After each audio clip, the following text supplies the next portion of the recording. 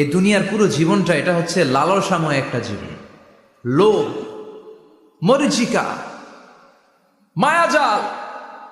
এই মায়াজালে আমরা আটকে আছি, ফলে মৃত্যুর কথা আমরা ভুলে গিয়েছি।